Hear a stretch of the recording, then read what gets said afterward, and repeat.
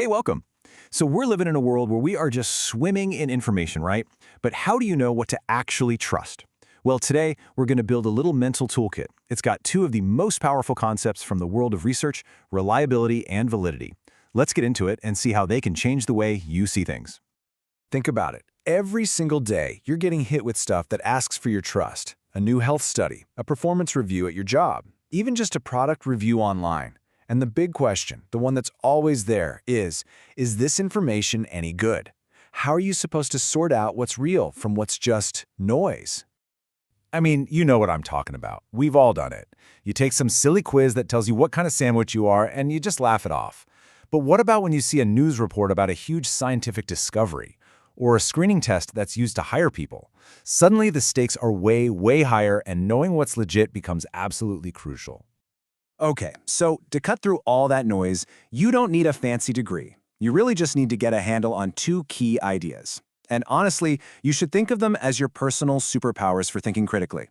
They're basically the gatekeepers for any information you can actually trust.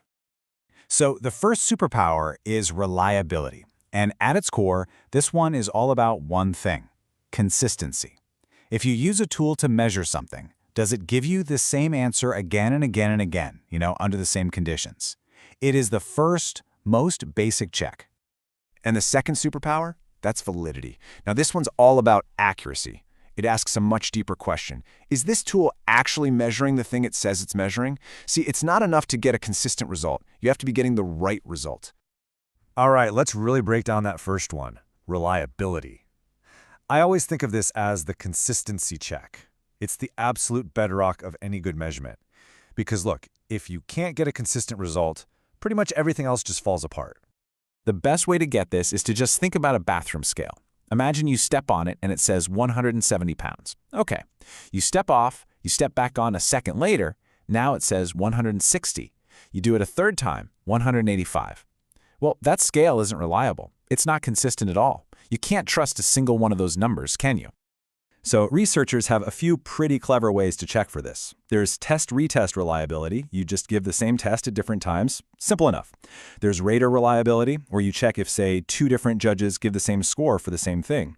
And then there's internal reliability, where you make sure all the questions on one survey are kind of pulling in the same direction. They're all just different ways of asking that same fundamental question: are we getting a consistent signal here? Okay, let's jump to our second superpower and see how this all connects. Let's talk about validity, the accuracy check. This is where we stop asking, is it consistent, and start asking the really important question, is it true? And this is the perfect way to see it. Look at the clock on the left. Let's say it's always exactly 5 minutes fast. Every single time you look at it, it's wrong by the same amount. So you could say it's reliable, but it's not valid, right? It's not telling you the correct time. Now look at the clock on the right. It's just showing a totally random time. It's not reliable at all, and because of that, there's no way it could ever be valid. And that brings us to maybe the most important point here. Just because something is consistent, that doesn't make it right. It's totally possible to be consistently wrong. That's what a reliable but invalid measurement is. So at the end of the day, validity really just boils down to one simple question. Does this test actually predict what it says it's going to predict? Does a test that's supposed to measure job skill actually tell you who's going to be a good employee? Does a quiz about generosity actually tell you who's going to give to charity? It's all about that connection to a real-world result. Let's make this even more concrete.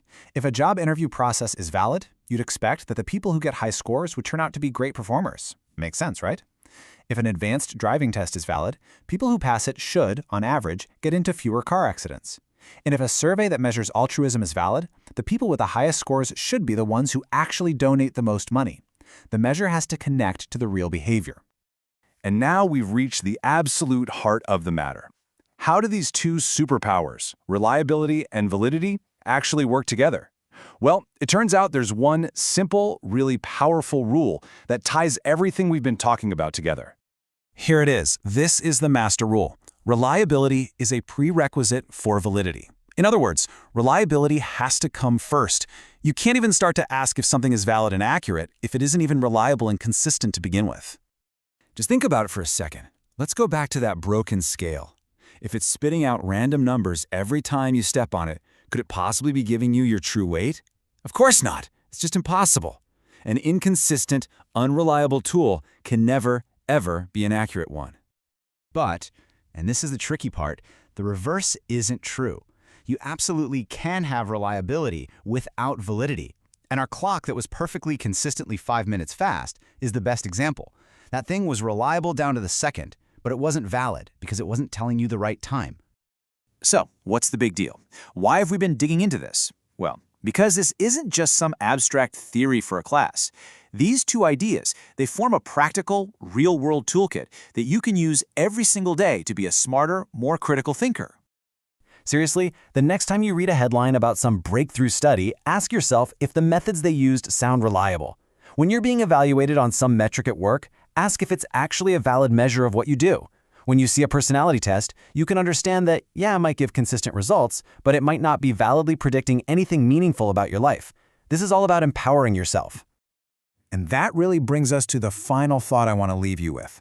As you go out into the world and you run into new information, new claims, new tests, what's that simple two-step process you can use to decide if something is actually worth your time and your trust? Here it is. This is your two-question toolkit. It's that simple. First, always ask, is it reliable? Are the results consistent? If the answer is no, you can pretty much stop right there. If the answer is yes, then, and only then, do you move to that second, deeper question. Is it valid? Is it truly and accurately measuring what it says it is? If you arm yourself with just these two questions, you will be amazed at how much clearer the entire world of information becomes.